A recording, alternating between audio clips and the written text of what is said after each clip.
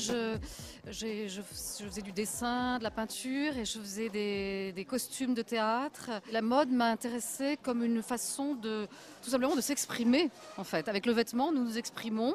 Et ce qui est merveilleux, c'est que nous pouvons créer des personnages, développer, caractériser notre personnalité à travers le vêtement dans le quotidien. Au fond, la mode tous les jours, c'est une façon de se mettre en scène sur le théâtre de la vie. Ce qui me fascine encore toujours chez Saint-Laurent, c'est que j'arrive pas à pénétrer le secret de cette réussite, de cette extraordinaire aventure. Je suis en particulier fasciné par la première période de l'existence de Saint-Laurent, le fait qu'il est très très jeune, envoyé de manière anonyme des dessins en France alors qu'il habitait à Oran et qu'il ne connaissait personne, des dessins qui l'ont, des dessins à un concours de mode qui l'ont propulsé tout d'un coup dans le monde de la mode à Paris.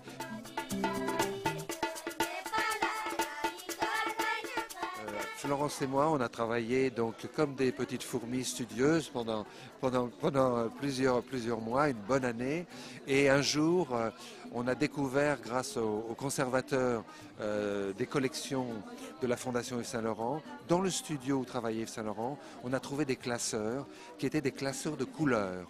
Et il y avait une quinzaine de classeurs, le classeur rouge, les classeurs rouges, le classeur jaune, etc. et qui étaient des échantillons de couleurs. Saint-Laurent est aussi un grand coloriste et que la couleur est aussi un fait de mode chez lui. C'est quelque chose de très affirmé, il a des couleurs emblématiques comme le rose indien par exemple. L'exposition qu'on avait présentée au Musée des Beaux-Arts de Montréal n'était pas la même. C'est pas la même exposition que celle du Petit Palais. Il n'y a pas, je pense, un jeune créateur qui à un moment donné n'ait pas étudié l'œuvre de Saint-Laurent et s'en soit inspiré. On a vu la trace d'ailleurs de tout ce qu'il y avait dans l'exposition dans les dernières collections. Aujourd'hui, précisément, la grande question, c'est de créer de nouveaux modèles. C'est de créer de nouvelles et d'inventer de nouveaux modèles. On ne répétera pas et on ne refera pas Saint-Laurent. Saint-Laurent a fait tout seul le travail et je crois que maintenant, il faut que d'autres fassent tout seul le travail aussi.